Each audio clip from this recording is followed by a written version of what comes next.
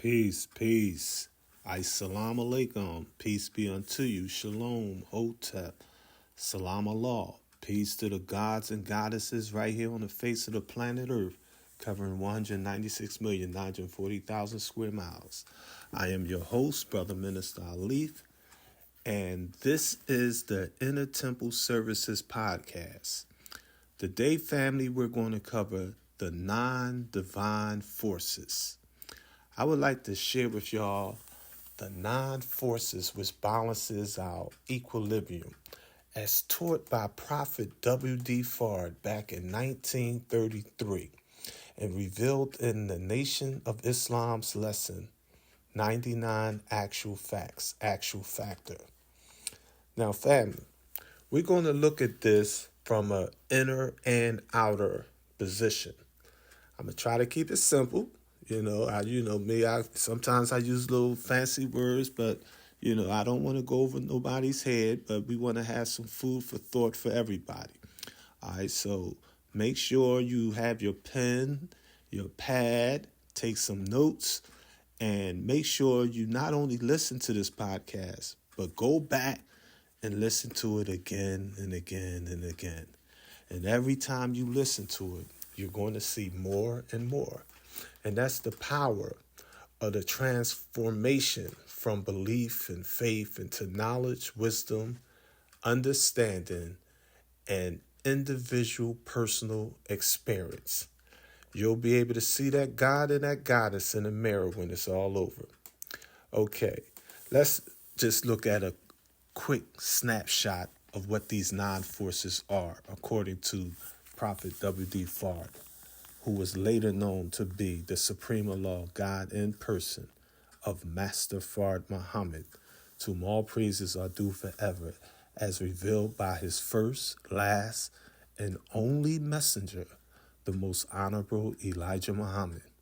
And as I always tell you, only the messenger's message will guide us through this age of mess. The non-forces are, number 1, attraction. Number 2, repulsion. Number 3, cohesion. Number 4, assimilation. Number 5, dissemination. Number 6, creation. Number 7, projection. Number 8, reception. Number 9, intuition. I know. I seen the Oprah Winfrey show. I seen the video. I love the movie, The Secret. It's like, that's beautiful. Now, I'm not here to take away anything. I'm here to add on.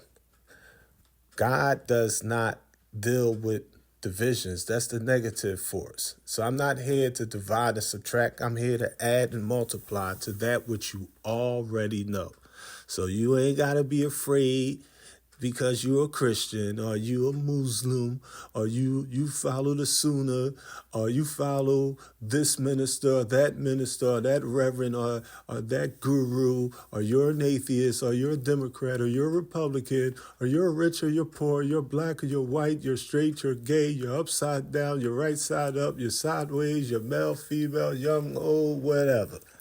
We're going to give you the life-giving teachings of the Most Honorable Elijah Muhammad, not as an organized religion. Listen up, family. It's not as an organized religion. A lot of people all over the planet Earth for the past 6,000 plus years, they took spiritual sciences of ancient Kemet and turned it into Egyptology, organized religions. They took the teachings of Buddha and Krishna and Abraham and Moses and Lot and Jesus and Muhammad and Master Fard Muhammad and Father-in-law, you name it. And they always want to spook it up. That's just human nature. They just always want to take and go back to something complex and spooky, because that takes away responsibility of being able to do for yourself. You see, if you got a mystery God that's going to fight for you, you ain't got to fight for yourself. You ain't got to do for yourself. You know what I mean? If you could just pray to the sky, Lord, give us some food, clothing, and shelter. And you ain't got to build a house. You ain't got to do no farming. You ain't got to do no sowing. Hey, I get it. You know what I mean? But we're going to teach you how to tap into your non-forces. So let's look at this from an inner and outer perspective, okay? We're going to the day. I want to start off with the outer. All right, let's look at this. Now, remember, the law of attraction was, and still is, believed and used by many people, but I was really like, are they really teaching the law of attraction without teaching them the law of repulsion? It's like, oh my goodness, this is some dangerous stuff. What you're going to do is you're going to have a whole bunch of imperialists on the planet Earth. You're going to have people trying to hit the lottery. People going to be trying to get money. Now, I mean, they're going to want fancy cars and mansions, and they're not going to be able to repel all of those veal cutlets and champagne and cocaine and all of the crazy stuff that's going to come with. They're not going to be able to repel all of the negativity. They be like, yeah, I used the law of attraction, and I got my record label. I started my own business, this, that, and the other. And what happened? I bought my new Maybach. I got a new Rolls Royce. I bought my mom her own mansion. And what happened? Her house got invaded and she got killed. What happened? I was driving down the street and I got carjacked and they shot me up.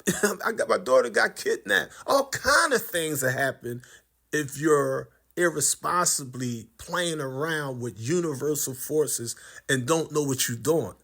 The Elijah Muhammad warned us. He said, playing with Islam is like playing with fire. This is not a joke, fam. You can't play around with these teachings. Know what I mean? And it's sad. So we're gonna give y'all the whole kit and caboodle. We're gonna teach y'all each of these forces and how they really work. Know what I mean, so that you'll have some mayat, some balance, some peace, some truth, some freedom, justice, and equality. You'll have good health. You'll have prosperity. You know what I mean, you don't want to take and just attract anything. But let's look at these universal laws, okay? Attraction, basically, science, according to the science, I'm giving you some basic general definitions so that we all be on the same page. Because if I just hit you in the head with the messages raw to you, like, I ain't in the nature, I ain't trying to hear that stuff, this, that, whatever. Okay, let's keep it simple. Attraction is the gravitational force that draws celestial bodies like stars and planets, moons, what have you, towards each other, playing a crucial role in the formation of galaxies and cosmic structures. Okay, so attraction is how universal objects, things that you see in the day and night sky, how they mathematically attract each other. Laws of gravitational forces, cause and effect, actions and reactions, all of the basic mathematical laws that govern our universe. The message teaches us Islam is not an organized religion. Islam is our nature. Islam is the nature of the universe. Islam is the sun, the moon, the stars, the birds. If you're born, you're going to die. Now, I mean, if you jump off a cliff, you're going to fall unless some wind currents carry you somewhere. Now, I mean, everything is actions and reactions. Everything in the universe is based on mathematics, adding and multiplying, divine subtracting. There's only three primary forces that govern everything that you know and everything you will ever know. And we'll get into that later on in the podcast. So remember, that attraction, that's the gravitational force that draws bodies, universal bodies like the stars and moons and planets and atoms towards each other. And then there's repulsion. You don't want the law or the power to attract without having the power to repel, because if you don't have the law of repulsion and everything's attracted, what happens? All the atoms would come together and you and I would not be alive today. The universe would come together, and what would happen is it would be born and blow itself up and kill itself. And then it'll give birth to itself again, and then it'll kill itself again, and that cycle just keep going. But it'll never be no time, no balance, no mayat, no peace, no truth, no love, no unity, no cohesion, no freedom, justice, and equality. No ancient mayat principle will be there. All right, so with that law of attraction, you need the law of repulsion, the counteracting force to attraction, which is often associated with dark energy. Y'all heard that mystical term, dark energy, dark matter. What is it? Where is it? It's everywhere. You'd be like, okay, how can we explain dark energy as best as we can? I mean, depending on who we talking to, we got to put it in the context that they can relate to. Why? Information conceived multiplied by information received equals clarity, or what we call understanding. The messenger teaches us what? Knowledge is to listen, know, and observe. Knowledge is the foundation. Wisdom is to make your knowledge known, the woman. Understanding is a picture one makes in his or her mind based on knowledge. So the Bible teaches us what? The Bible teaches the same thing, just in a different way. The Bible teaches us, get knowledge, get your wisdom, but with all of your getting, get understanding. Why? Because understanding is the principal thing. And of course, the Holy Quran echoes the Bible, just in the Arabic terms. You know, the Quran uses the Arabic term alimi. What is alimi? Alimi is knowledge. What is hakimi? Hakimi is wisdom. What is alifi? Alifi is understanding. You need 1, 2, 3. You need knowledge, wisdom, and understanding. Okay? So when you get that attraction, the gravitational force that draws things together, you want to also have that power to repel the crazy stuff, the negative stuff, the negative people. You don't just want to unite just to unite. See, one of the spooky things that's going on the planet Earth right now. This is one of the major problems we have on Earth today.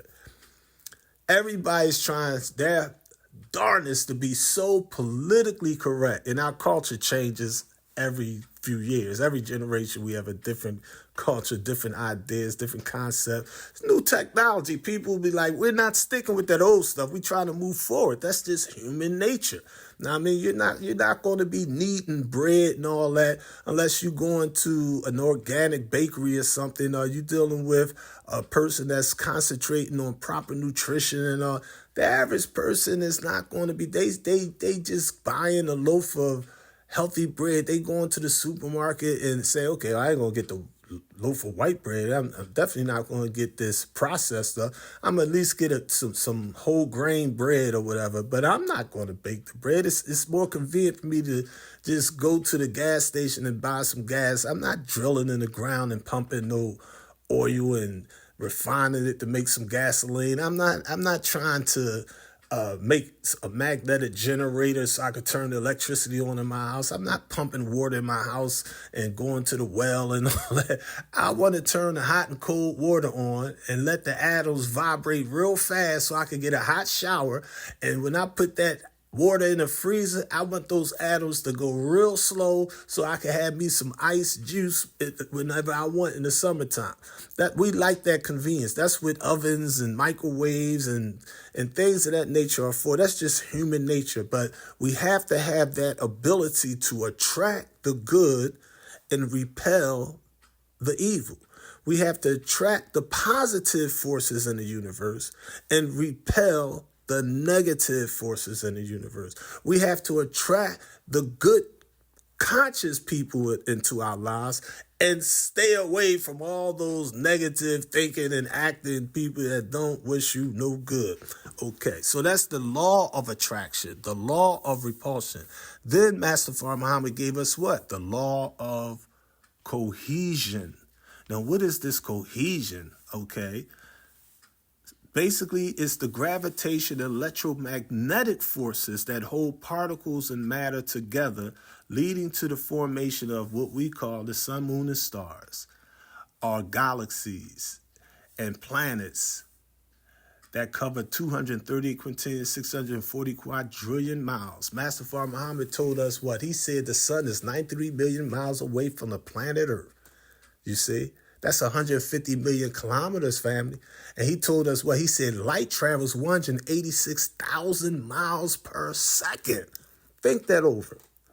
If you got a sun, on the surface of that sun is 14,072 degrees hot, according to Prophet W.D. Farr. And that those photons or those rods of light is coming at you at the speed of 186,000 miles per second. They travel at different speeds if they're not in a vacuum, whatever, going through water and pine is still, you got sound waves and things of that nature. If it hit a curve, it bends, it's a whole science there. I mean, the ancient gods in ancient Kemet or Black Egypt, they used to teach all that. They Imhotep studied that kind of stuff. Tahuti, now I mean, the one that the Hellenistic Greeks, they referred to him as thrice great, the greatest. Like Muslims today be like, Allahu Akbar, God is the greatest. Muhammad will be like, I am the greatest. Back then, everybody was like, yo, the black God is the greatest. His name is Tahuti. He known as Thoth, where we get the concept of thoughts. I mean, Master Muhammad told us what? He said thoughts travel 24 billion miles per second. We're born with a 7.5 ounce brain or 14 billion brain cells called neurons generating a power equal to what? 1/70,000th of a volt of electricity, and our thoughts travel 24 billion miles per second. The black man is God. But, of course, we always find the 10%, the negative force. They going to take in turn spiritual sciences into organized religion. You seen what happened in 1975 when Elijah Muhammad died. They spooked the Nation of Islam up. I mean, it's like if the messenger was able to come, I don't think he's coming back, but if the messenger was some kind of mathematical, anything possible, some things are so improbable. The mathematics is so extreme. I'm like, the messenger ain't coming back. But just say, hypothetically speaking, say the messenger came back today. He'd be like, what in the world is y'all talking about this spooky stuff? I mean, and I'm just saying, imagine, everybody be like, the Lord coming back, Jesus going to come back. If Jesus was to really come back, he'd be like, yo, my man, my name ain't Jesus. What y'all I ain't never teach that. Where y'all get this spooky? What? Who taught y'all? No, I ain't teach that nonsense. But that's what the organized religions do.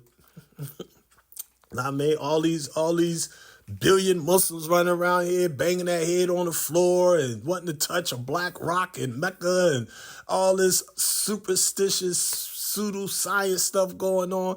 Buddha and Prophet Muhammad, sallallahu alaihi wasallam, thoughts of peace be upon all of the Nabi or the prophets of God. They be like, yo, y'all are spooked out your mind. Where did y'all get these mega church? Who told y'all this building was my synagogue? Who told the Jews that God had an Ark of the Covenant inside this synagogue? I mean, who told y'all that the church was a place that the prophets and messengers and gurus and scholars and shamans, they be like, yo, the whole earth is the house of God. Y'all are the church. Your body is the temple of God, remember? Jesus told, didn't I tell y'all that greater works than these y'all will do? Then I tell you, if you just had the faith of one mustard seed, you could make a mountain move. You could make a tree jump up and run down the street if you wanted to. But you don't believe in yourself no more. You believe in everything but yourself. You're looking all over for God. because you're suffering from spiritual amnesia. You're looking all in the crowd like, yo, my man, who you looking for? I'm looking for myself.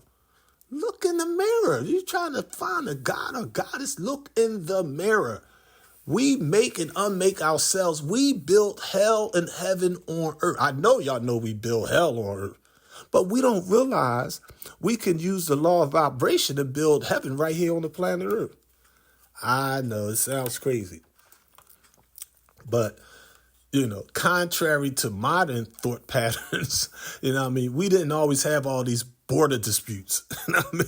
You go back 500, 5,000, 50,000, 5 million, billion, trillion years ago. There wasn't no separation between Mexico and the United States.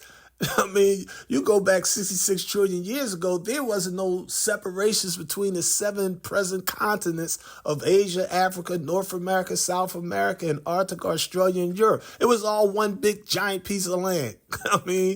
But it naturally broke up. It's still breaking up. It's going to keep on. That's part of universal law is change. Things are constantly changing. The atoms are always vibrating, always making things happen, cause and effects. So let's get back to these 9 forces of attraction, repulsion, cohesion, assimilation, dissemination, creation, projection, reception, and intuition. I already told y'all about attraction. That's the gravitational force that draws everything together. And the repulsion is pushing the stuff away. All right. Then you have what's known as cohesion. That's the gravitational and electromagnetic forces that literally is like the glue. It literally holds the particles and matter together, leading to the formation of galaxies, stars, and planetary systems. Okay. Then you have assimilation. That's the process through which matter and energy are incorporated into cosmic structures, such as when interstellar gas and dust come together to form what we call stars. Master Fard Muhammad told us what? He told us over 90 years ago that Alpha Centauri is our closest star, okay? Equal to 4.3 light years away. Know the stuff in my head because I studied my lessons. The message says, study your lessons. Your lessons are your blessings.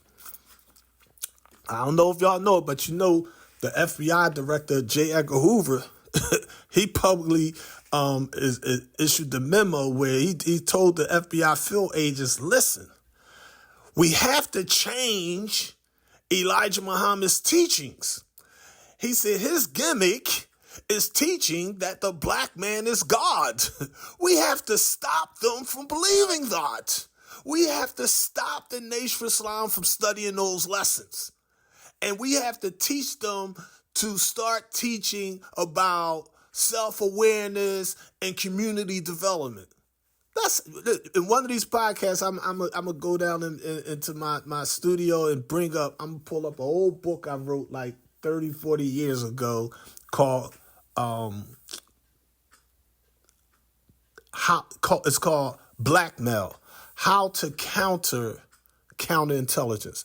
It's just a book. What I do is it's like maybe 200-300 pages long, but every chapter I open up with a quote from J. Edgar Hoover from one of his memos, signed and stamped and serial numbered FBI files on how they going to neutralize black organizations and stop black leaders, use bad jacketing, spying, assassinations, you name it. You know what I mean?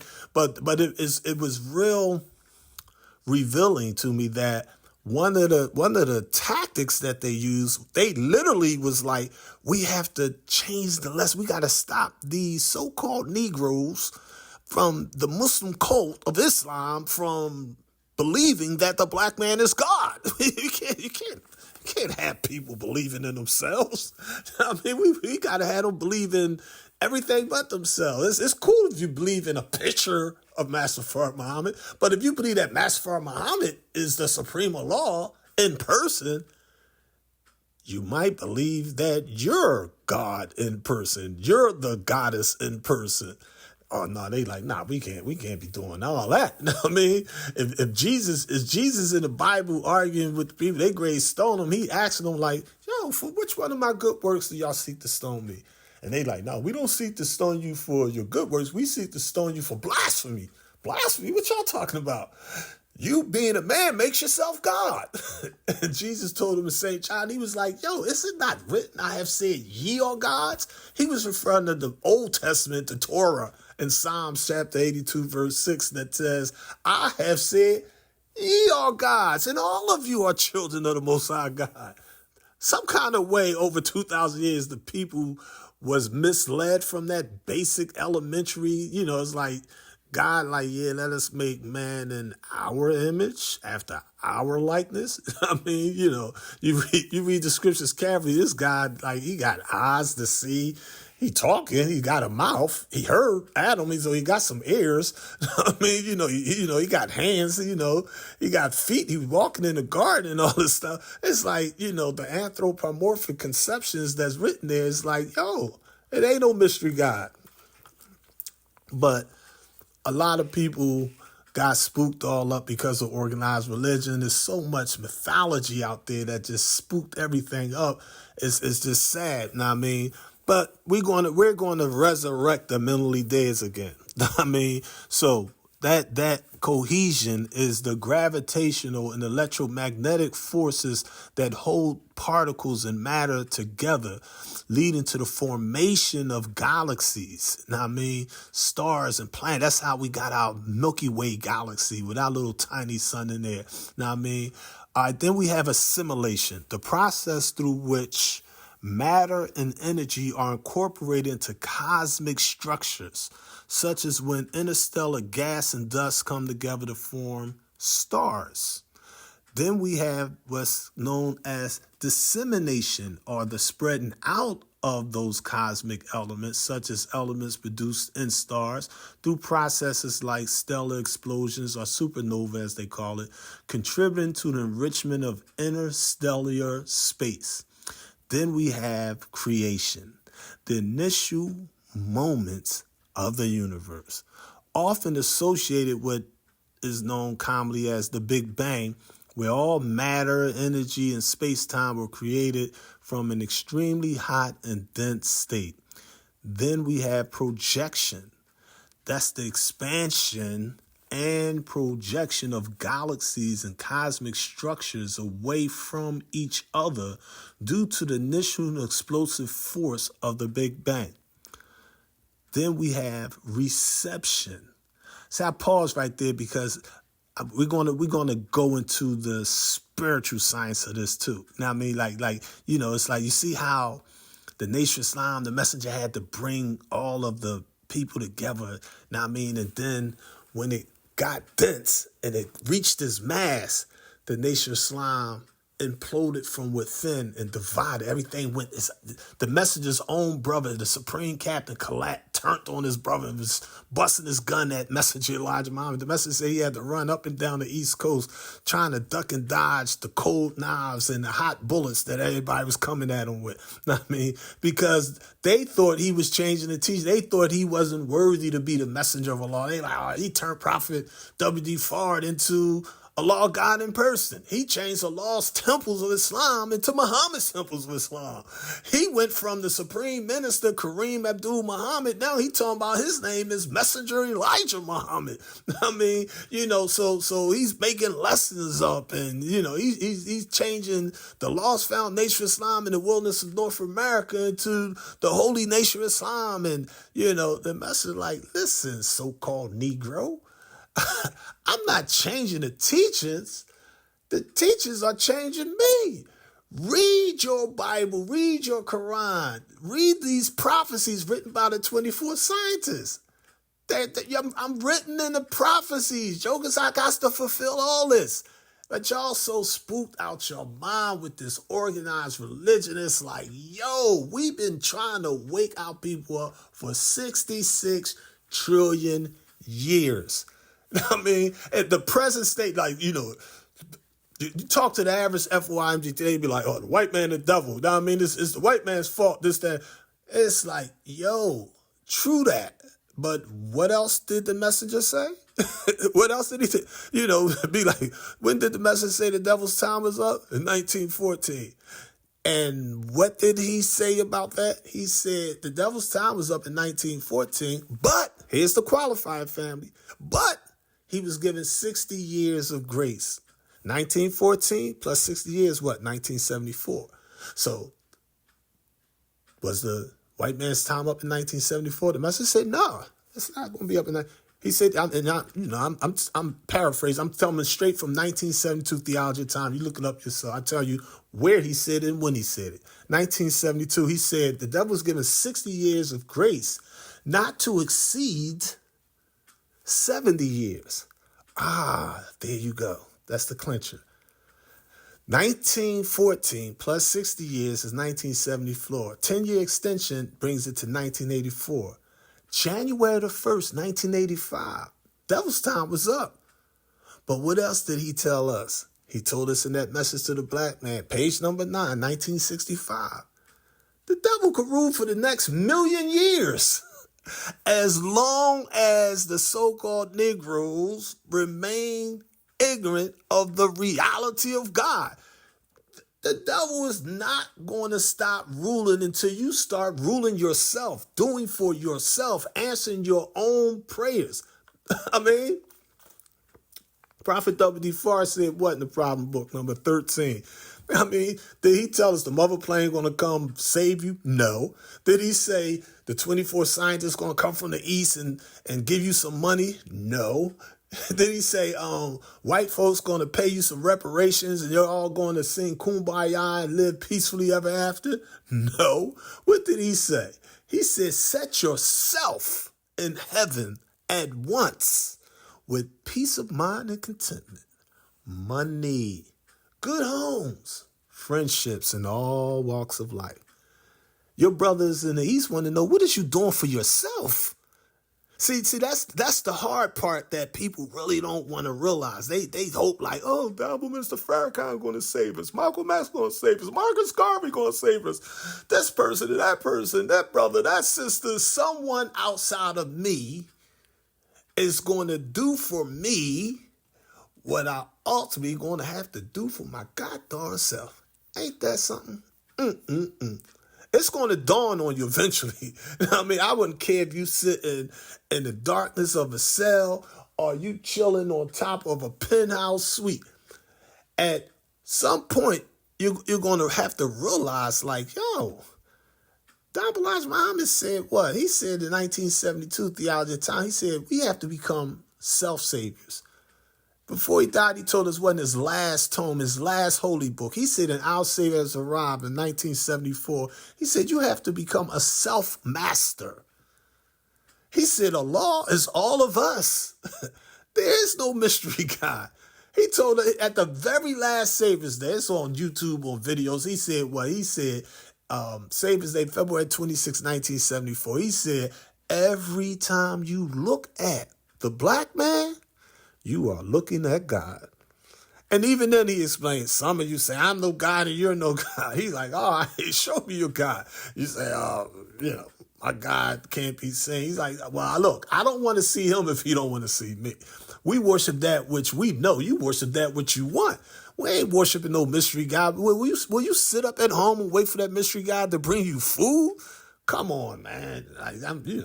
I'm chilling in my beautiful $300,000 crib. Ain't no mystery God paying no bills around here. Electric, whatever. The water bill, the housing authority, sanitation, all that kind of stuff. It slaps you in your face. Now, if you're going to sit around and wait for that mystery God to bring you food, you going just like, yo, I'm not your daddy. It's like you'd be like, think I'm going to pay your bills and not pay my bills. Like, oh no, I got to take care of my family.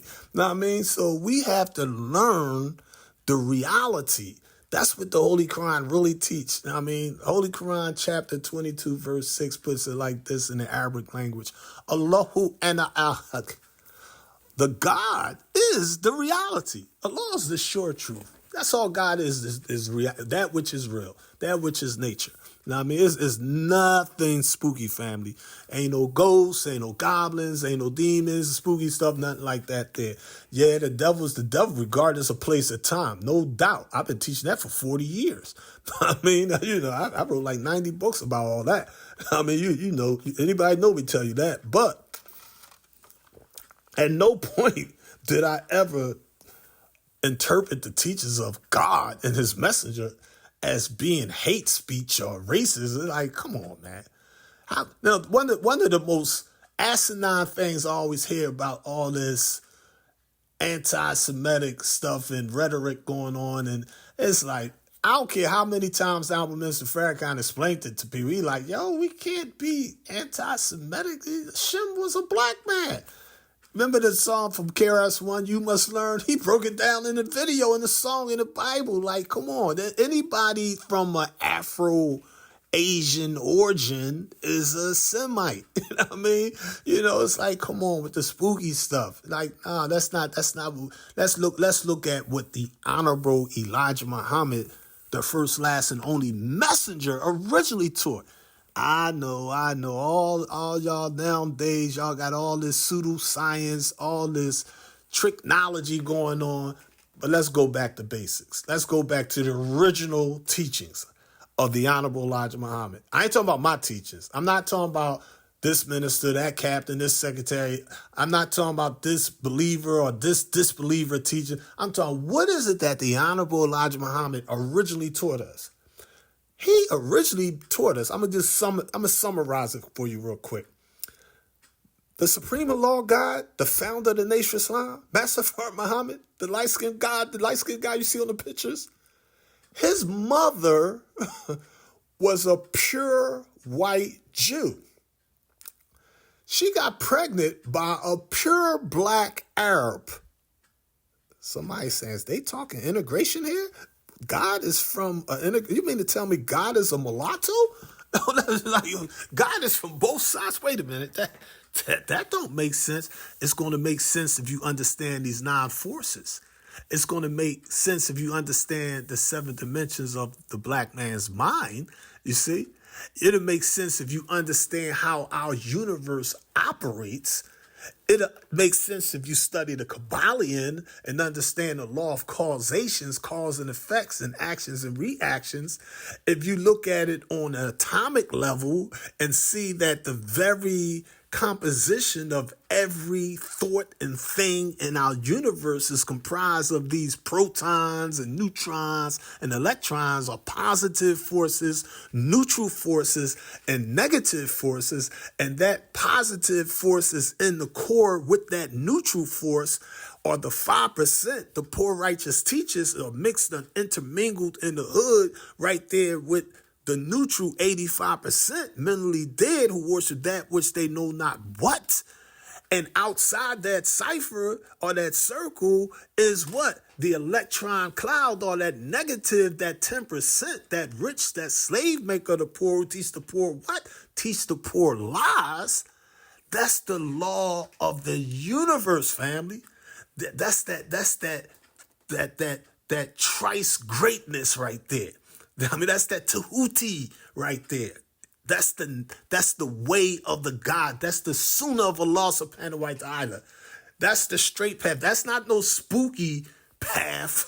I mean, that's the real natural, universal, mathematical way that the black man set up this entire universe. This is how it operates, family. And if you're not in tune with the universal order of things, you're not going to have the truth. Truth ain't truth ain't stagnant. It's ever changing, ever moving. It's ever vibrating. You can't take that water and let that water just sit somewhere. It's going to become polluted. It'll become poison and toxic. It'll kill you. But if that river is fresh and is flowing, hey, you can sip from that all day. And the servants of the true and living God, our job is to be like that river, like that Nile River, 4,690 miles long and 1 3/8 miles wide. You know what I mean? Our job is just to lay there and let the people go ahead and get a drink. You'd be like, but you shouldn't let the snake get a drink. Why shouldn't anybody get a drink? I don't regulate who could get some of the wisdom. I mean, anybody can sip of the water of God. My job is to provide it. My job is to share it. It's not mine. It don't belong to me. This is my sole purpose. This is my duty. This is what I'm born to do. I know my purpose in the universal order of things. I know my little tiny atomic temporal function on the face of the planet Earth. In a blink of an eye, I'm here. In a blink of an eye, I'm going to be out of here. And as time goes on, there was countless men and women before me. There'd be countless men and women after me. But the Honorable Elijah Muhammad said what? He said in How to Eat to Live, book number 1 in 1967 and book number 2, 1972. He said the Muslims could eat the food of the Jews and the Jews could eat the food of the Muslims. Duh. Don't that make sense? Kosher food is the same thing as halal food. I mean, he said in How to Eat to Live, book number 2, he said, he talks about they're called in theology the cousins of Ishmael and Isaac.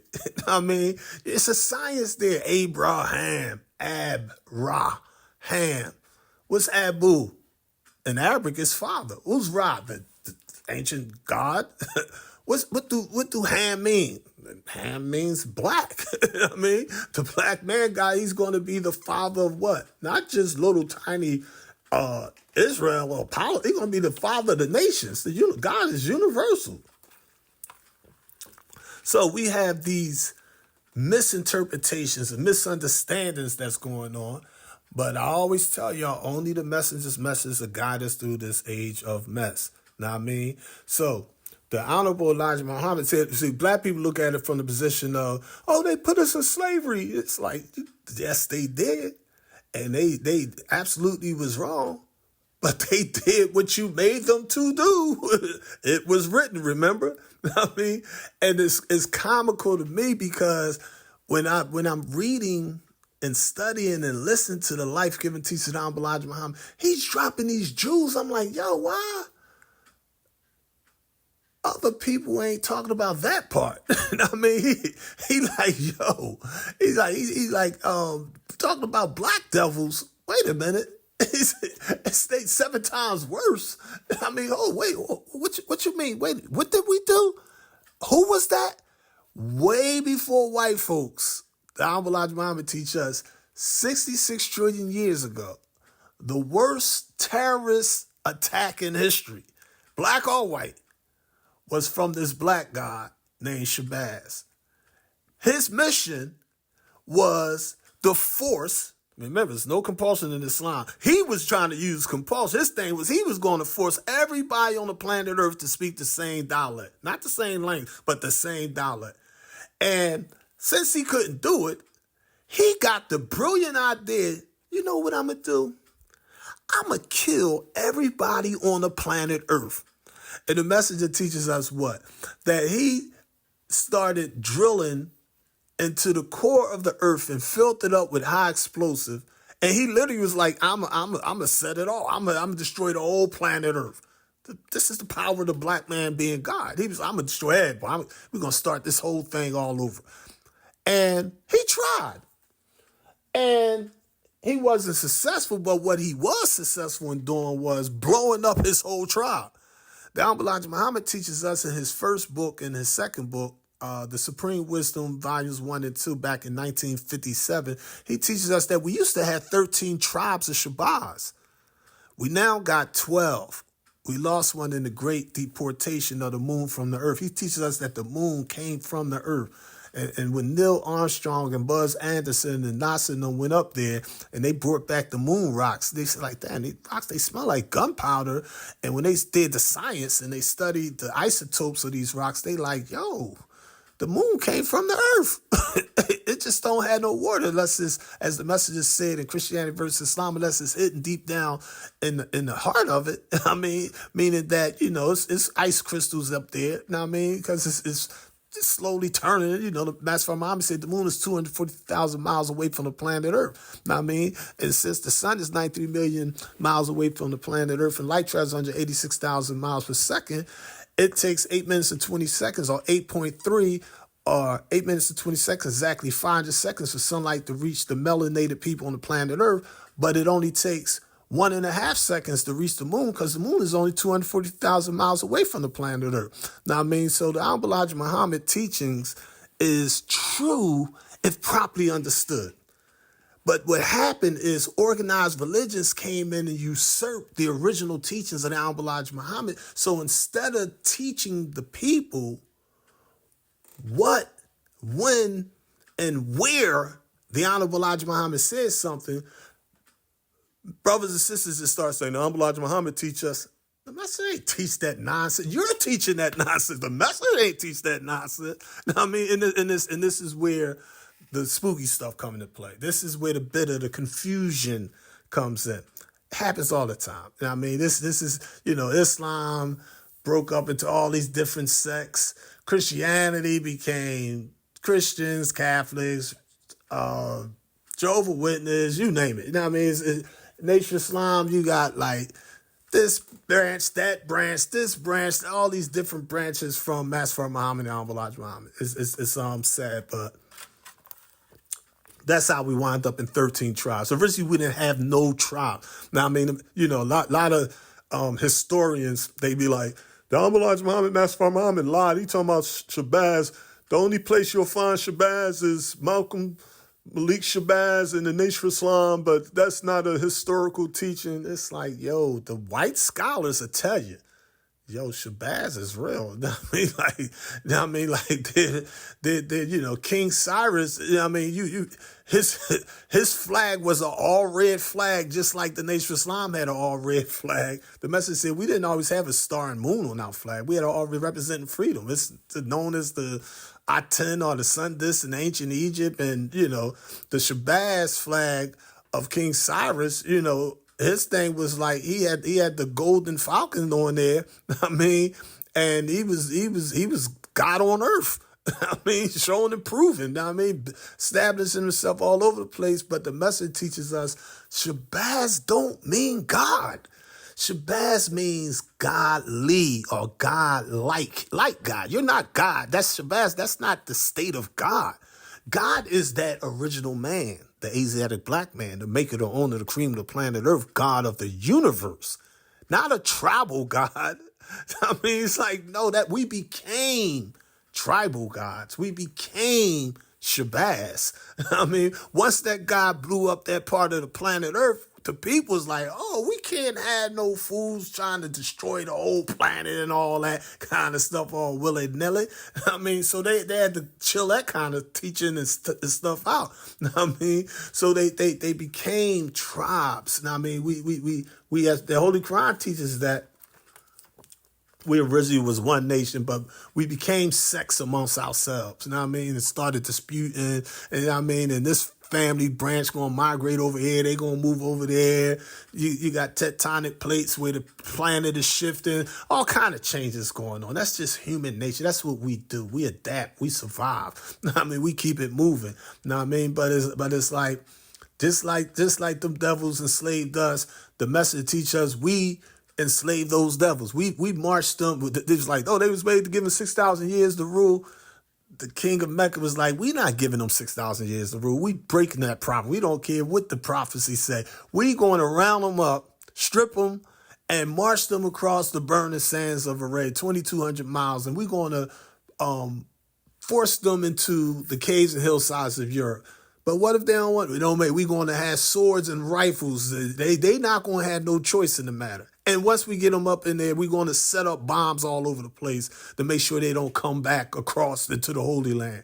See what I'm saying? This is what black folks did to white folks before slavery. I mean, when the message said, Message of the Black Man, 1965, in The Making of the Devil, read it carefully. Now, I mean, he tell you plain and simple. He's like Prophet Musa or Moses, when he went up there to civilize. One of the things he did one time was, he had some devils that kept giving him problems and trouble. So he told them, listen, I want y'all to go up on the side of the mountain so y'all can hear the voice of God.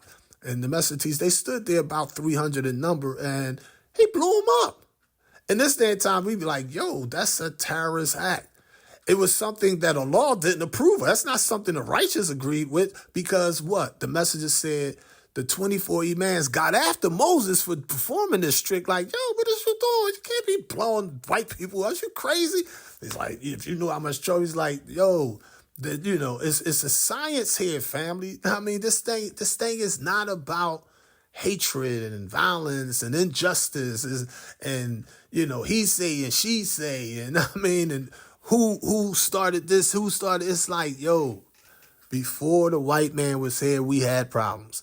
Before Africa was invaded, ancient Kemet, Black Egypt, Kush, Ethiopia, Nubia, the Sudan, Azania, South Africa, we was taking heads and fighting and arguing, killing amongst ourselves for a long time.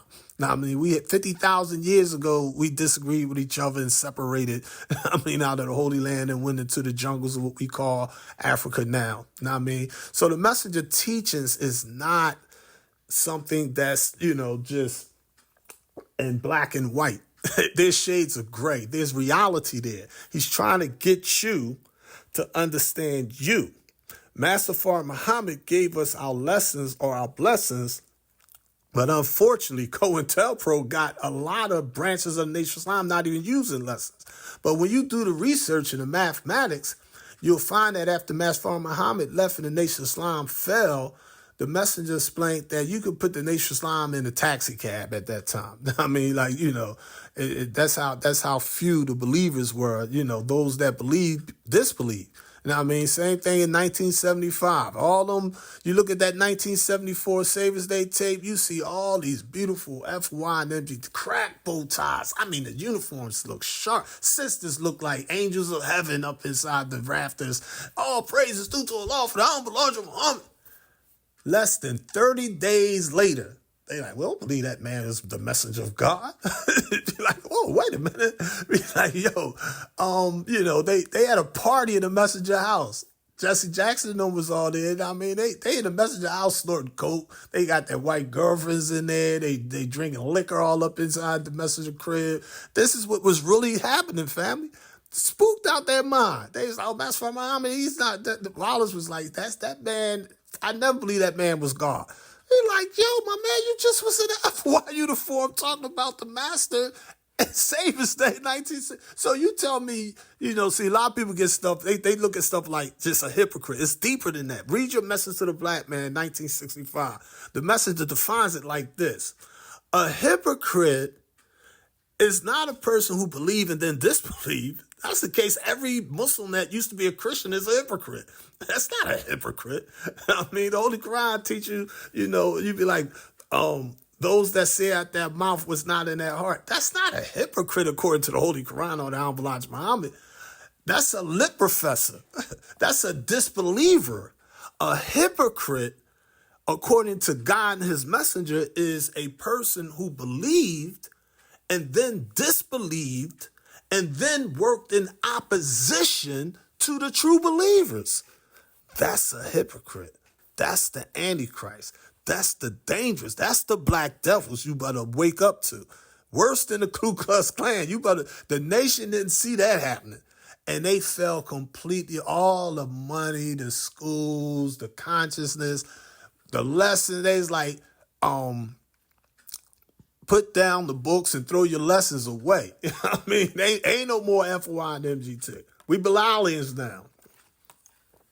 Nobody thought about the general orders, the restricted laws, and they tossed all that stuff to the side. We ain't got to worry about no more discipline. Oh, I'm count me in. I mean, it's like what I could do this thing any way I want on some spooky stuff. Oh yeah, I'll pay Sadaqah Zakat and pay a little tax and just make prayer to an unseen spooky spirit God. I ain't gotta worry about nothing no more. I mean, I'm out. I mean, and that's how organized religions always come. I mean, they always transform spiritual sciences into spooky organized religions. So We have these forces: attraction, repulsion, cohesion, assimilation, dissimulation, creation, projection, reception, and intuition. Now, as I said, assimilation is the process through which matter and energy are incorporated into cosmic structures, such as when interstellar gas and dust come together to form stars. Dissemination is the spreading out of cosmic elements, such as elements produced in stars, through processes like stellar explosions or what they call supernova, contributing to the enrichment of interstellar space.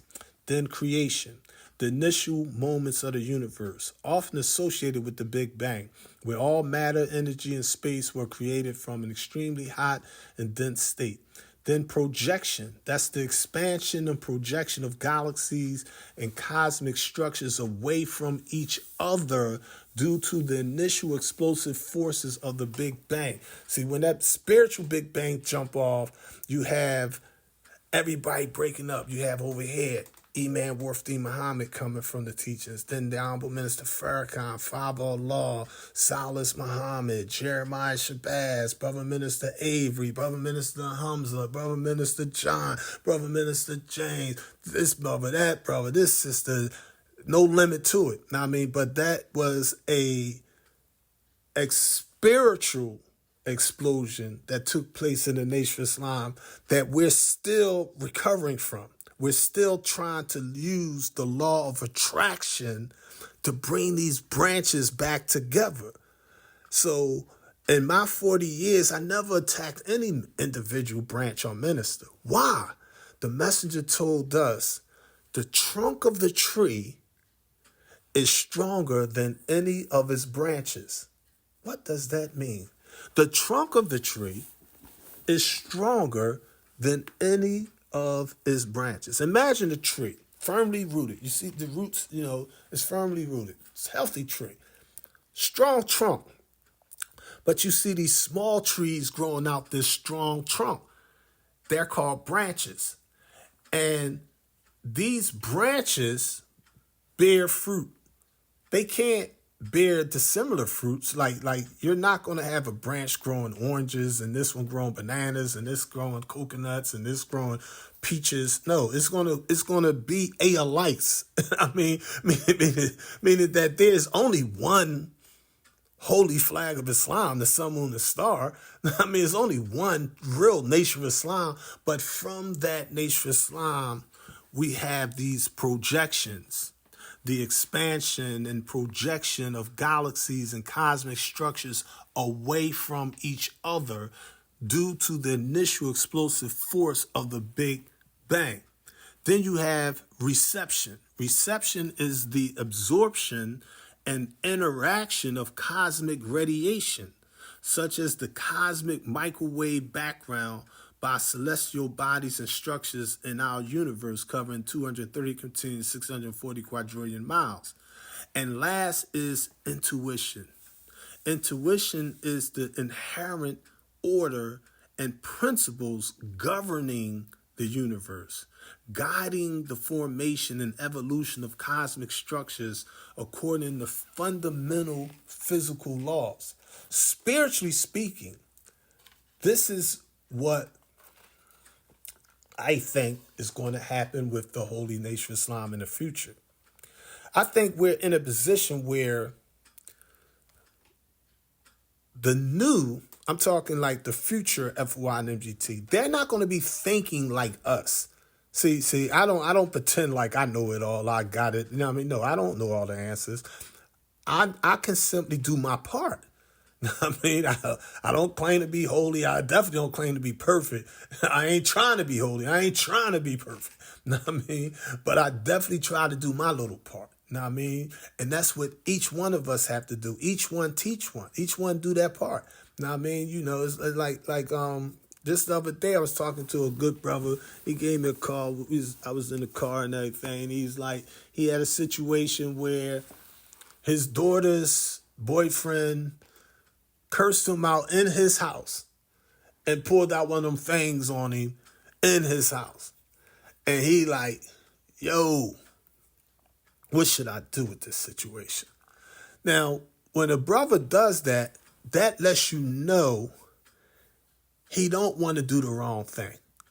See, some people just be like, what? It's on. Ain't no right. I'm not telling nobody nothing. I'm going to handle that. I mean, and now his little cute little young daughters that need that daddy is like, Pops is on death row. Pop got killed. Pop is doing life without parole. Pop got long numbers now. You know what I mean?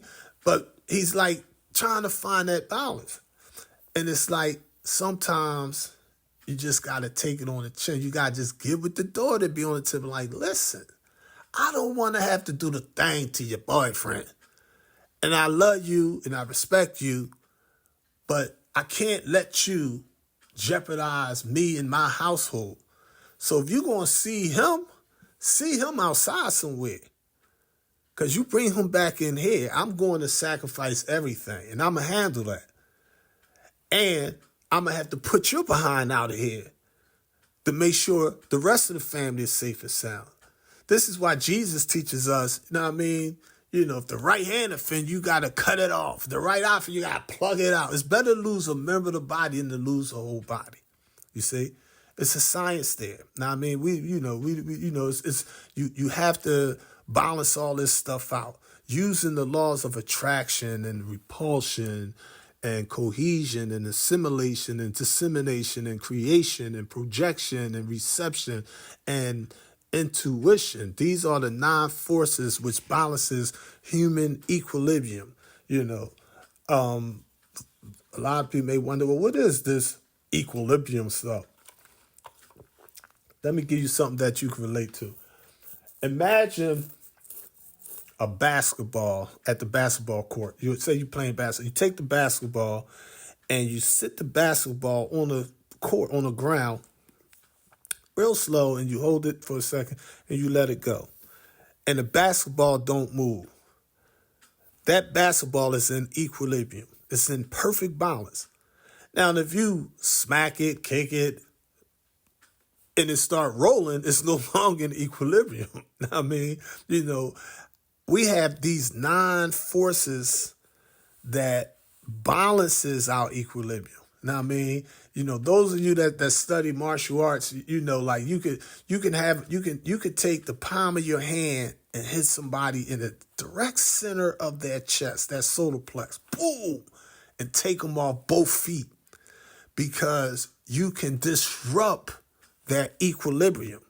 See, our inner ear, our visual input, know what I mean, the way our brain operates, that pineal gland, know what I mean, if we spin around, we're going to get dizzy because our equilibrium get off.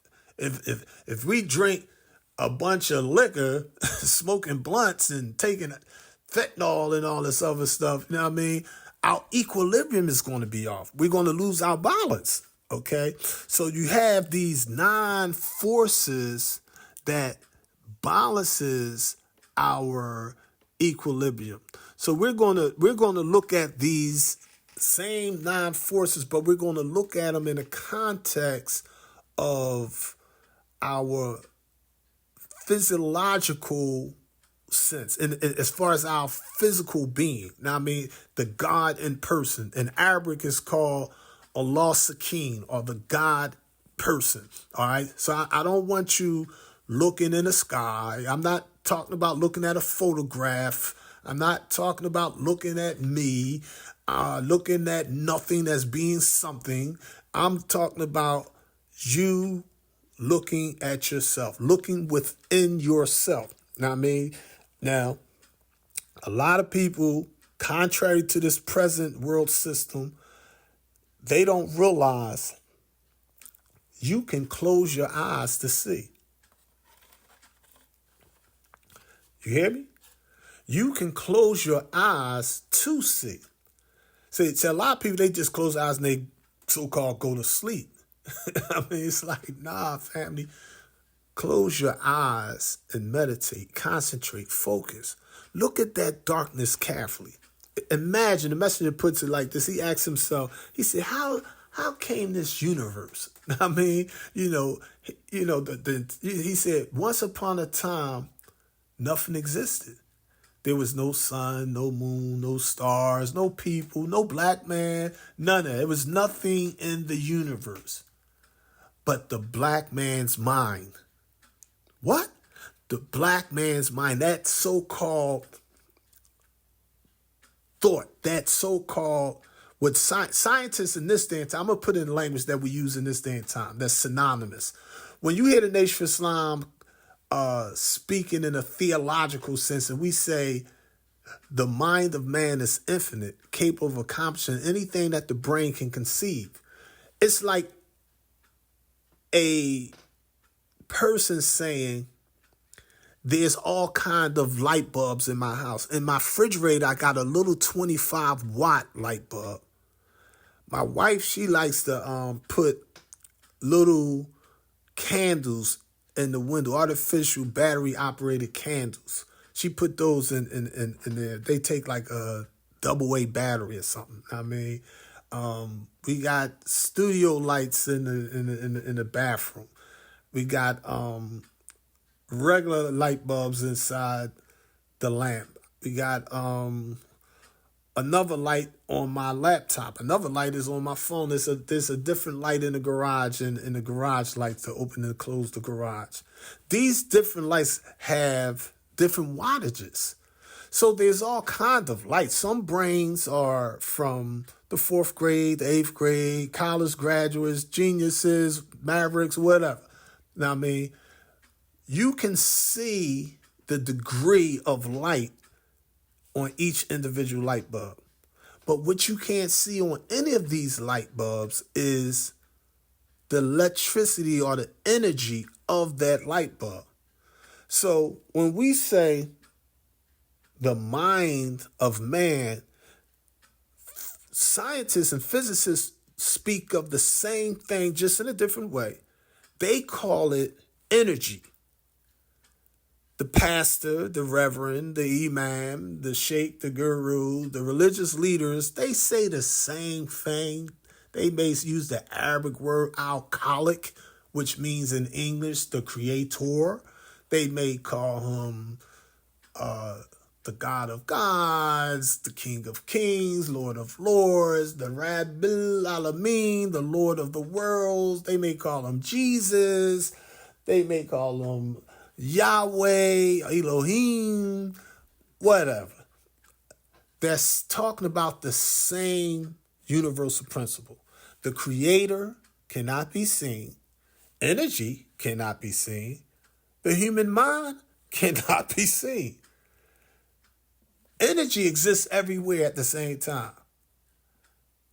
God, the creator, exists everywhere at the same time. The human mind exists everywhere at the same time. We're literally living in dark matter. We're literally living in melanated waters. It's never a moment that you can get out of the black man's mind. We're going to get into that in some future podcasts, inshallah, Sakin, if it be the will of God in person. But today we're just going to deal with these attraction, repulsion, cohesion, assimilation, dissemination, creation, projection, reception, and intuition. Okay. Now, as a spiritual science, attraction is like the force that draws individuals or things towards each other. The messenger teaches us that the first law of learning is observation. See, ain't no mystery God teach us. You be like, see, before there was your 1611 King James version of the Bible, before the scholars added the Duma and Kashra and Shada and Mada and the vowels to the Quran and set up these different verses and all that kind of stuff like that there. Before human beings tampered with the Torah and the Injil and the Kitab or the holy books and stuff like that there, the people had that as a thought, as an idea, as a culture, as rituals and language and writings and symbols and costumes. That's where organized religions grow out of. It grows out of the natural culture of the people.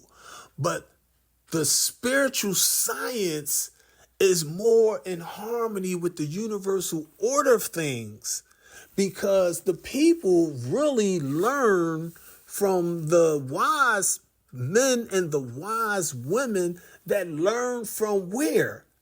Not a mystery God. They learn from the universal order of things. Human beings learn from Mother Nature and Father God. They learn from cause and effect, universal mathematics. There never was anything spooky about a holy book. I don't care if you call it the metanetta or the hieroglyphs or the holy writings or the gods, the Egyptian Book of the Dead, the Torah, the Septuagint, the Vulgate, the Sanskrit. If you're talking about the Anunnaki, anywhere you go on the face of our planet, every human being learns from human beings that learn from the natural order of things. And once we understand the natural order of things, the universal principles that govern our reality, then we have the truth. And see, that takes away a lot of the spooky stuff. I mean, like people like, well, we all don't get together and just sing Kumbaya. Didn't happen. Not going to happen. Poor Dr. Martin Luther King. Respect him, love him. But no, we're not all going to be, singing Kumbaya and all that kind of stuff like that there. There's just some black people that just don't like some black people. There's some white people that just don't like some white people. There's some Democrats that just don't like some Republicans. That's human nature. If we all was alike, we would self-destruct, we would fall apart, we would destroy ourselves. Diversity. See, when you study the natural order things, the universal order things, like, yo, this universe is a universe built and based and founded on the Big Bang, warfare. Now, explosions. You're not going to get a sun without the atom sparking. When that electron touches that proton, it blows up and forms a star. It forms human beings. It's like, no, the sperm and the egg going to war to produce this life. That baby going to struggle to survive. That's just the first law of nature is self-preservation. You dive into the ocean. Go deep down into the ocean. Just go deep, deep, deep into the Pacific, the Atlantic, the Indian Ocean. Go down to the Mariana Trench, wherever you go. And you be like, do these sea creatures say, oh, some mystery God made us marine creatures. Let's all get together and just sing Kumbaya.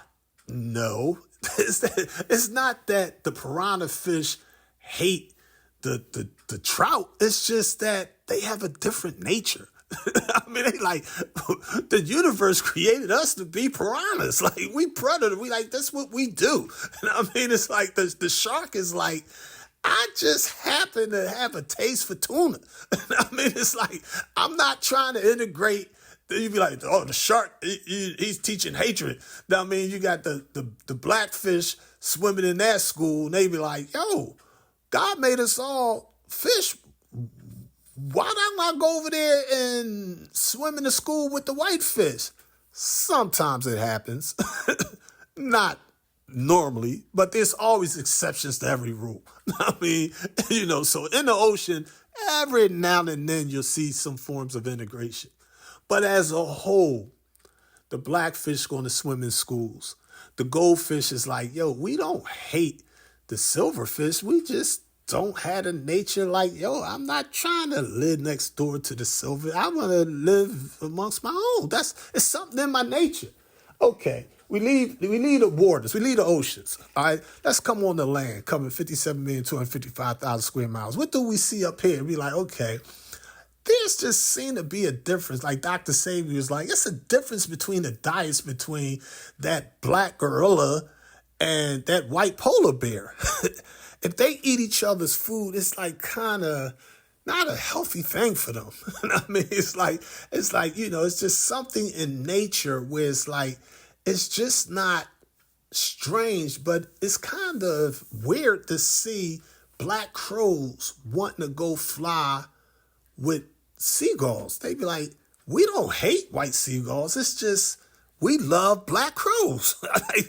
like, why are you mad at me if the black crow want to fly with the black crow, if the white seagull want to marry a white seagull and give birth to a baby white seagull, I ain't mad about that. That's the universal order of things, family. It's human beings that's saying animals don't have intelligence, that they only have instinct. I mean, the ants got intelligence. Every creature, anything alive has intelligence. Plants have intelligence. Sunflowers now to face the sun. I mean, you're not going to see apples growing oranges. You're not going to bring a pineapple to New York City and plant it in the ground and it's going to grow. It's like, I can't grow in this environment. This is not conducive to my nature. Now, if you put it in its nature, it's cool. Like you're not going to see mangoes and coconuts in North Philly. They don't grow there. You can import them there. You can kidnap them from somewhere and bring them there and put them in the marketplace. You can do that. You know what I mean? But in nature, according to the universal order of things, you're just simply not going to find that that's the way things naturally happen. And you got some human beings that try to force all the human beings on the face of the planet Earth to be alikes, to think alike, to want to just assimilate and be the same. But it's like you got dominant and recessive genes in nature. It's like, yo, if you got Obama or Mariah Carey, if you got a black father, if all the black men integrated with white women, do you realize white people would disappear? If all the white men integrated with black women today, like 2-3 generations, there'd be no more white people. So their nature is going to be like, something in me saying like, I don't hate black people. I ain't in a clan. I ain't in the Aryan Nation or none of that. I want peace on earth, respect. But I like to live in harmony with my own kind. The messenger like, go do your thing. That's your right. Is no problem with that. I mean, now we should have a culture that teaches respect, peace, unity, harmony. We can trade, we can import and export, but we should be fair with. And at the same time, the message said, judging is for law. If you must judge, let him or her judge for themselves. So at the same time, if I walk down the street and I see a black man with a white woman or a white woman with a black man, if I say anything, I'm going to say, peace, how you doing? And keep it, it ain't none of my business. I mean, that's none of my business. Unless I'm a dictator, unless I'm a hater, unless I'm envious and jealous, unless I'm worrying about their relationship instead of my own. And this is where we get all confused because we're not properly using the laws of attraction. We don't know how to properly attract love in our life because we don't even know what love is. The average person, you'd be like, what happened? I fell in love. Like, ho, pump your brakes for a moment. There you go with that contrary nature stuff. Human beings and creatures don't fall in love. See what I'm saying? Like you're not gonna find if you go in your yard, you sprinkle, say you poured some sugar all in the grass or something. You put some sugar on the ground. You're going to see ants come to get that sugar. But if you see a different colony, a different nation, if you see some black ants and some red ants and they're in competition for a food source, they're going to declare war. They're going to be blowing bugles. Charge! You're like, yo, they ripping. They like Crips and Bloods up in this joint. What's going on? The universal order of things is going on, family. This is what happens if you take a bunch of people and deprive them of peace, education, healthcare, food, clothing, and shelter, and put them in slums, and they're Jewish. they're going to rebel. They're going to suffer. If they're black, they're going to rebel. They're going to suffer. If they're poor whites in trailer homes, they're going to rebel. They're going to suffer. That's anyone in India, in China, all over the planet Earth. You're going to see coup d'etats all over Africa. You're going to see wars all up in China, wars all up in India, wars all over in Australia, wars on the tiny islands of Cuba. And it's just human nature. And we have to mature as human beings to understand the time and what must be done. So let me take and share with you the spiritual sciences of the same 9 forces that we just covered from the external. We're going to look at it from the internal. All right. Attraction, the force that draws individuals or things towards each other. They say you fall in love. Down Elijah Muhammad teaches us love is an elevation of understanding of those who are original. Think that over. You don't fall in love. You have to rise up to love. God is love, but not that he falls in love. But if you take and elevate your consciousness on those 7 mind dimensions, I'm going to teach in depth on it later on in a different podcast. But Master Muhammad, I'm going to give it to you right now briefly. Master Muhammad said the black man's mind has 7 dimensions: the physical, the emotional, the mental, the spiritual, the soul, the self, and the will. You start out on a physical plane, but you're trying to fall in love with God. You're trying to elevate to reach the will of God. You got like 8 billion individual brains or wills running around the planet. We have to have cohesion. We have to line our will up with the will of the master, Fard Muhammad, in order for us to master the universe. See, human beings are able to master the very forces of nature. We make rain, hail, snow, and earthquakes. We can prevent rain, hail, snow, and earthquakes. There is no mystery God that wrote the Kabbalion, the Emerald Tablets. Ain't no aliens ever came down here and did anything to teach human beings.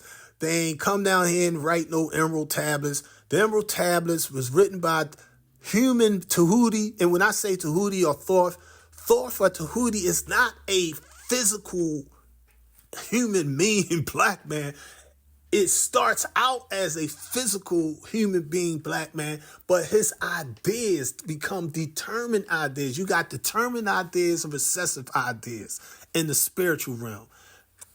Biologically, according to your DNA, your RNA, your messenger cell, you have dominant genes and recessive genes, okay? The Austrian monk Gregor Mendel showed and proved that experiment with peas and things of that nature way back in the 1800s. Nothing new about it. I mean, so in biology, you can get 4 shades of black, 4 shades of brown, 4 shades of yellow, 4 shades of red. Black people can produce what's known as an albino baby. The Asians can produce what we call a Caucasian person.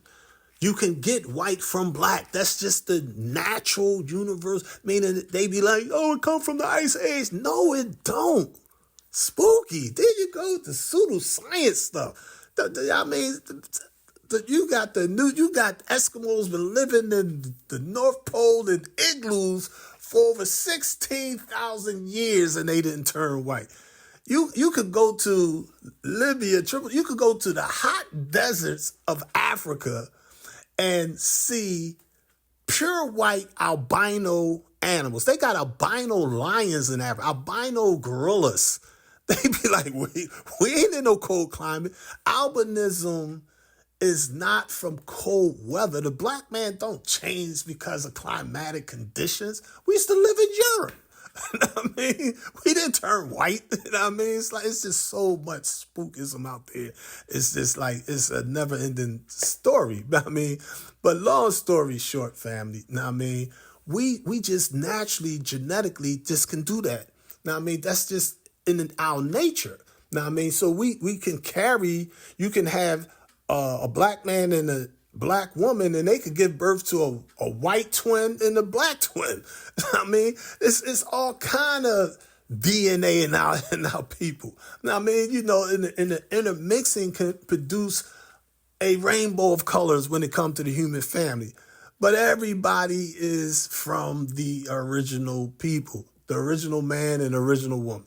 That's just how that mathematically go in nature. Same thing with lizards and alligators that turn white. Same thing when you see white bats, white mice, whatever. I mean, you'll see a pure white snake come from black snakes.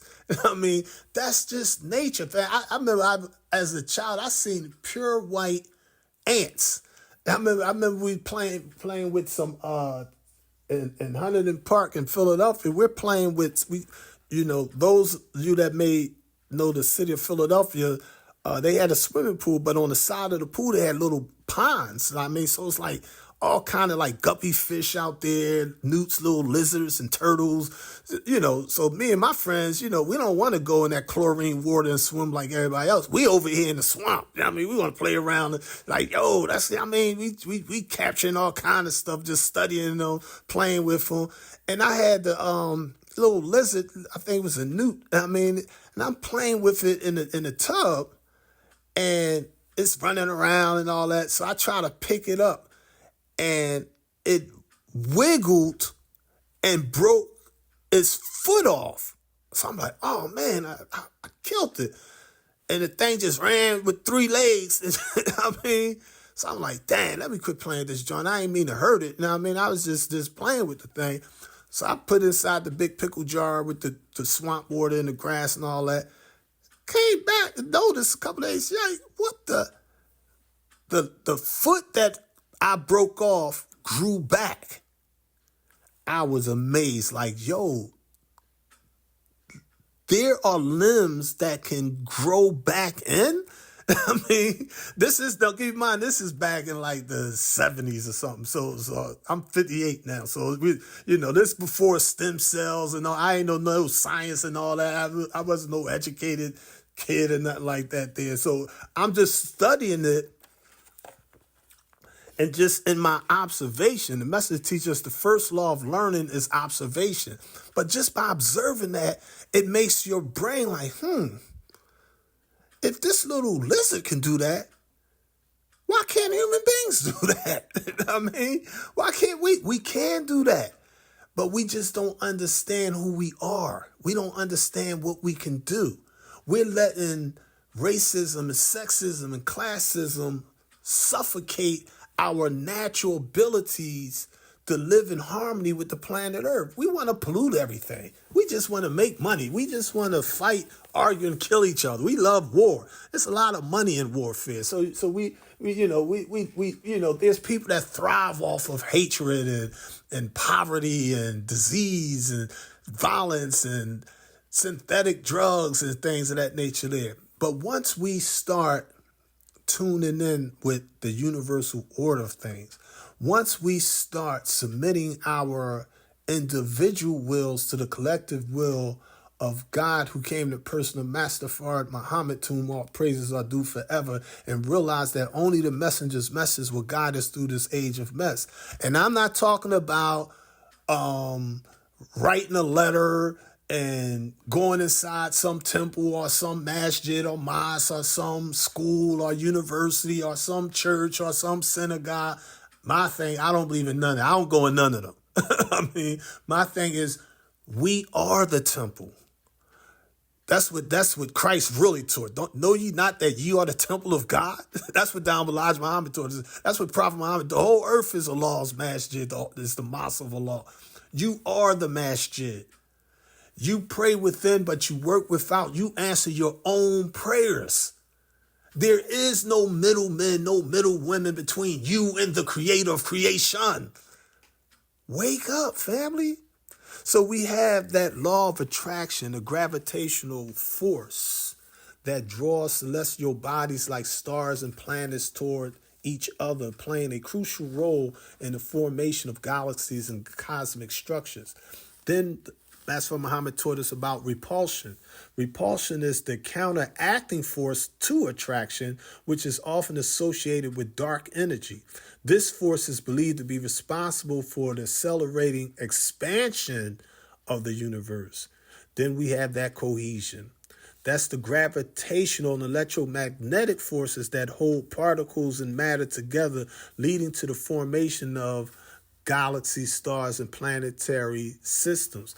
Now, keep in mind, without cohesion, picture your heart. Your heart is not a heart. Your heart is made of these little tiny cells.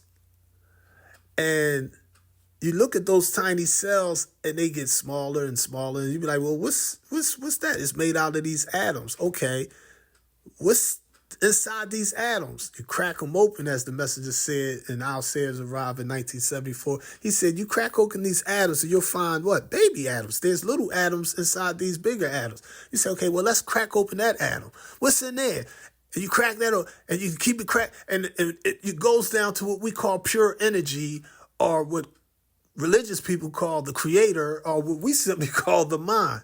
The reason why we're stopping there, because no one knows. That's the X factor. There's a lot of things we don't know, and we will never know, and we don't need to know.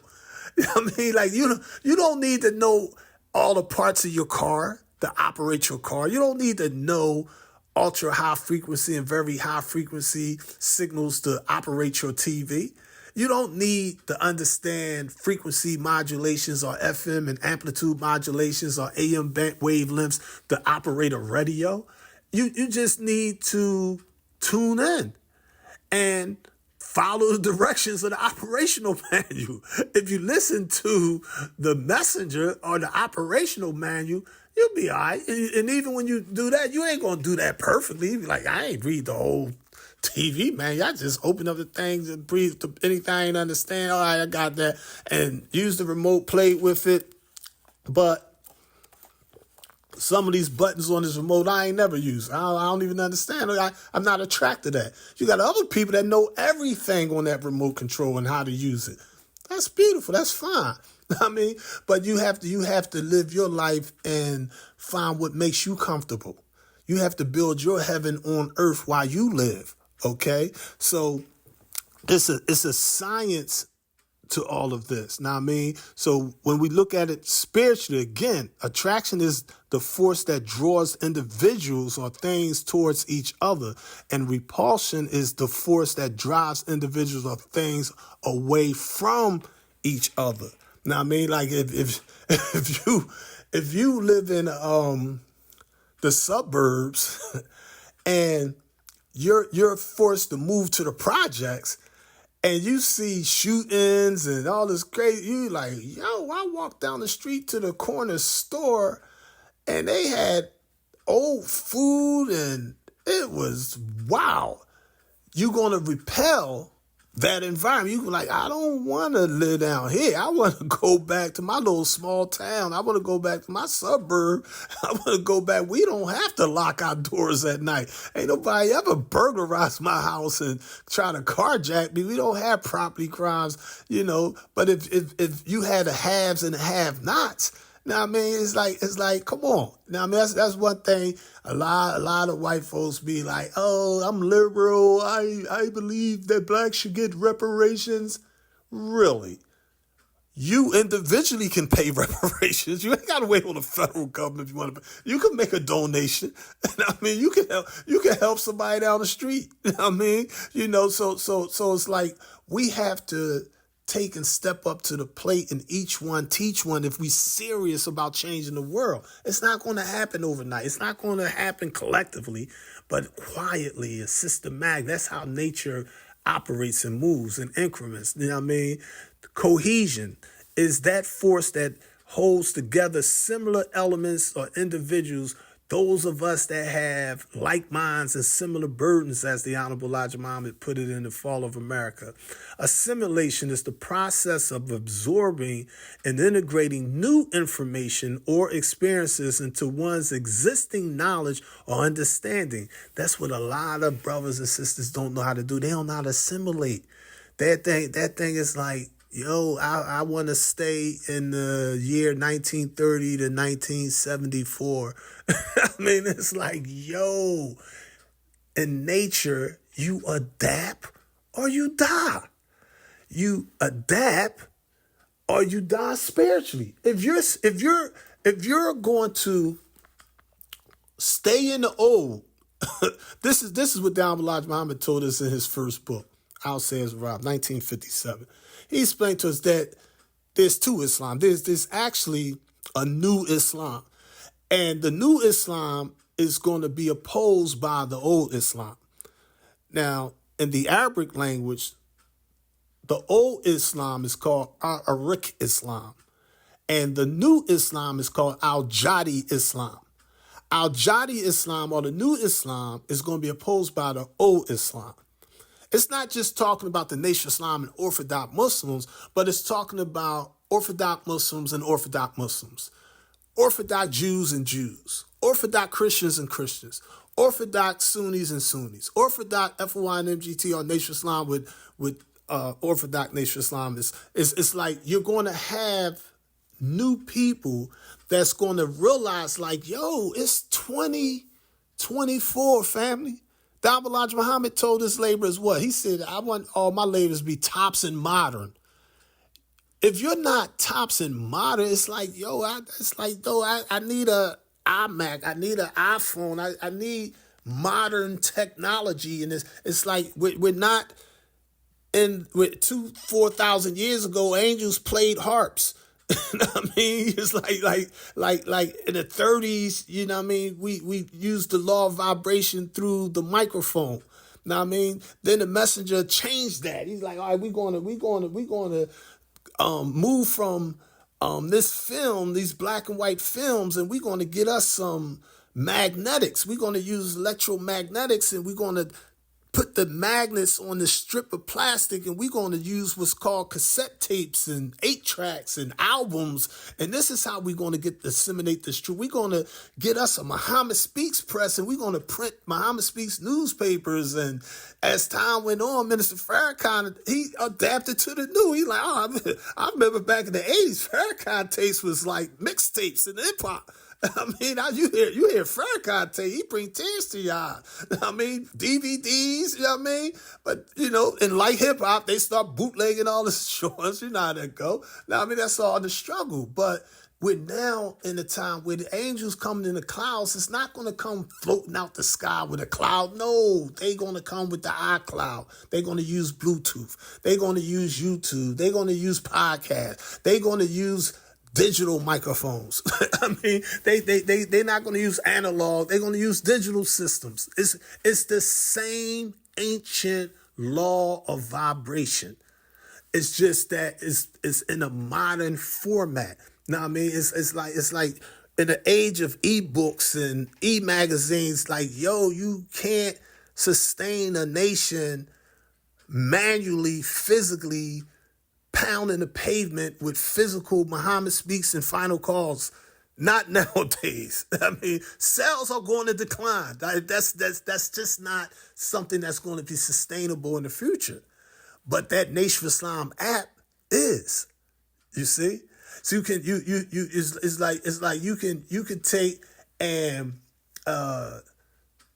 write an article in the newspaper and manually sell 100 of them, or you could take and write that same exact article and send it to 1,000 people in 10 minutes worldwide. That's the world we live in. And the technology that we have in 2024 going to seem like nothing compared to the technology that's going to be 10 and 100 and 1,000 years in the future, family. See, 100 and 1,000 years from now, those of you that hear my voice, you're going to be like, I don't know why I was believing in the mystery God back. That's when our ancestors were spooked out their mind. They were still worshiping the sky god, waiting on whoever. I mean, they was waiting on the aliens, the mother plane, Jesus, Buddha, Krishna, the Mahdi, the Messiah, or some savior to come save them. But eventually, the technology, AI woke them up. Like, yo, come on. I mean, it's not that AI in the future is going to rule over the humans. It's that humans allow technology to rule for them. That's just the way, that's just the psychology of human. Mother Nature always found what is the most efficient way of doing something. I mean, what is it? Before there was a woman, there was the man, and the man had nipples, and on Earth you have hermaphrodites and you have earthworms and things and fish. I mean, it's like, okay, we got to find a more efficient way of reproducing human beings. So from the man, you have the womb of man, or the woman. I mean, it's like in nature is like, it's the same person, just a being. I mean, but we're going to take and we're going to allow reproduction to happen like this because it's way more efficient and effective. I mean, and that's how it is in the scientific realm, on the technological world. I mean, when it comes to the non-forces of attraction and repulsion and cohesion and assimilation and dissimilation and creation and projection and reception and intuition. Okay, so let's summarize these. So I'm gonna recap real quick. Attraction is the force that draws individual things towards each other, and repulsion is the force that drives individuals or things away from each other. Cohesion is the force that holds together similar elements or individuals, and assimilation is the process of absorbing and integrating new information or experiences into one's existing knowledge or understanding. And dissemination is the act of spreading or distributing information, ideas, or knowledge, wisdom, and understanding universally. Creation is the act of bringing something into existence, often referring to the generation of new ideas, concepts, or tangible entities. That's what's going on now, my friend. Projection is the process of attributing one's own feelings, thoughts, or characteristics onto others. Reception is the act of receiving or perceiving information, stimuli, or experiences.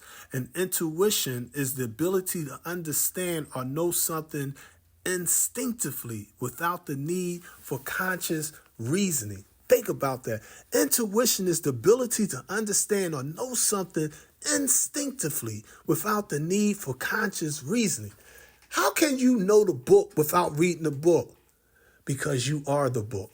The Honorable Elijah Muhammad teaches us in our lesson, Lost Found Milestone lesson number 2. Master Muhammad, Prophet W.D. Fard at the time, asked him a question. He said, who made the Holy Quran or Bible? How long ago? Will you tell us why does Islam do a history every 25,000 years? And the Honorable Elijah Muhammad answered like this. I'm going to give it to you in part. The Holy Quran or Bible is made by the original people, who is Allah, the supreme being, or black man of Asia. The Quran will expire in the year 9,980 years from the date of this writing. That's February 20th, 1934, mathematically speaking. The Nation of Islam is all wise and does everything right and exact. So the Honorable Elijah Muhammad explains to us that the writers of the Torah and the book of Psalms and Sabor and the Injil or the Gospels and the Kitab or the Holy Quran, they're not really different books. They're actually the continuation of writings from countless human beings on earth that compiles wisdom and preserves it. And they add and take from it and modify that mathematics, but they come up with codified texts. And it's part of that spiritual science. It's part of that culture. But what usually happens is the priesthood comes in and they look at it and say, okay, what we're going to do is we're going to exploit this part. You know what I mean? If you want to get your blessing, you got to bring a unblemished sheep in the temple and have it sacrificed on the altar. My brother-in-law sells those sheep.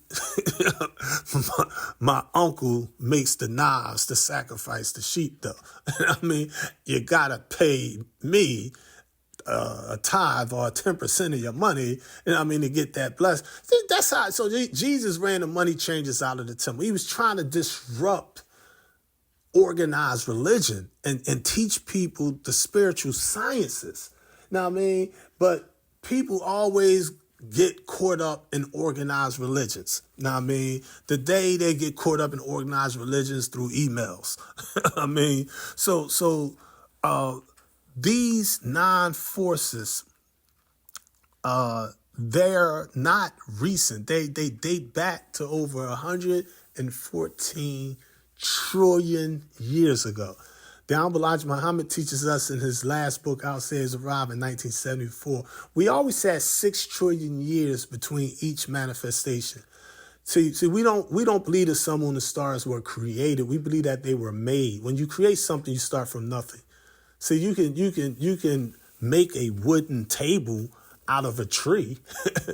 You can take and make a tree out of an acorn, but can you create that acorn? See, that's the creative power. That's the atomic level. See, can you take it back to the source, to the base?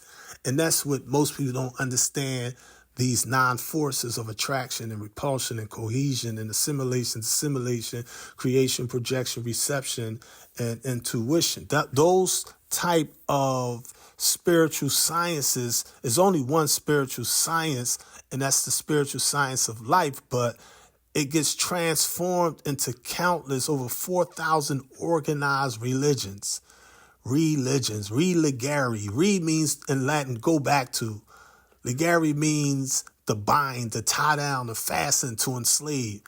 God don't have no religion. God is not a Christian. He's not a Muslim. He's not a Jew. He's not a Hindu. He's not a Buddhist. He's not Pan-African. It's like, yo, y'all getting this thing so spooky. It's like the Kabbalion talks about the law of gender. Gender is in all things. They call it yin yang, the Ife, the I Ching. It's a lot of ancient concepts that's 100% right and exact. We just don't understand it because we misinterpreted mistransliterations and misunderstanding. And when we read about these gods, we think they talking about spooks, spirits, monsters, talking snakes, aliens from distant planets, and all this pseudoscience, spooky, organized religious stuff. Everything on this planet, the good, the bad, and the ugly, came from human beings, family. Always has, always will. I mean, there is nothing in front of you, behind you, or on the side of you that's greater than you but you. There's nobody in your way but you. You make and you unmake yourself. There are 3 universal forces: the proton, the neutron, and the electron. The proton is the positive force. Master Muhammad called it the 5%, the poor righteous teachers. The neutral force, the mediocre ones that don't want to claim that God or goddess power. They want to sit on the fence. They don't want to be hot or cold. They're the neutrons, the 85%. They worship that which they know not what. And the 10% are the rich, the electron cloud, the negative force, the slave makers of the poor.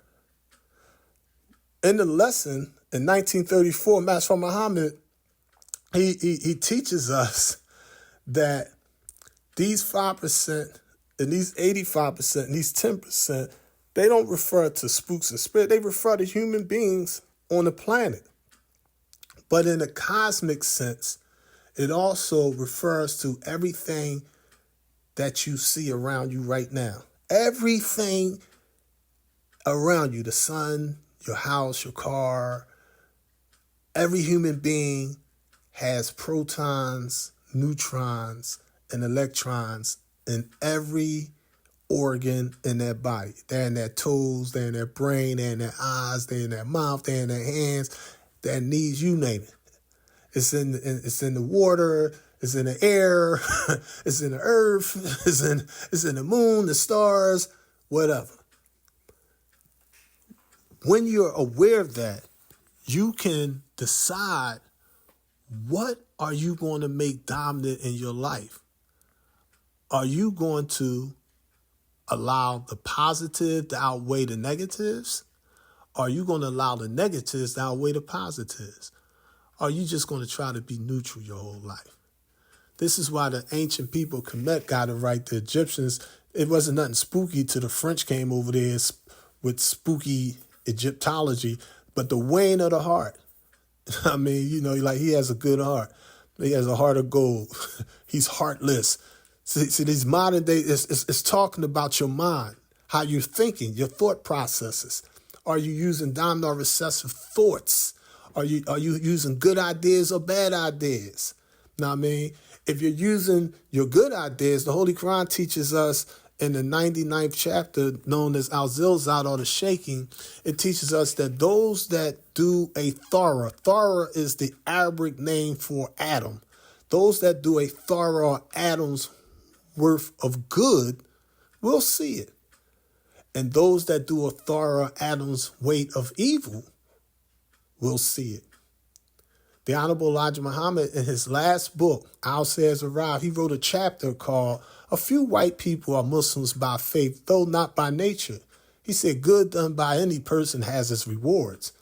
So no matter where you at and who you is, you could be in or out of the nation of Islam, you want to strive for peace, truth, freedom, justice, and equality. You want to see that God or goddess in the mirror. Thank you for listening. I pray within and work without that you join us again next Wednesday at 2:00 p.m. for our Inner Temple Services podcast. I'm your host, Brother in the Struggle, Brother Minister Alif. Make sure you tune in to noireport.com and to support our ministry, you can use Cash App at Null Institute Inc. That's NAALINSTITUTEINC. Thank you for your love and support. The struggle continues. As-salam Allah. Peace to the gods and goddesses.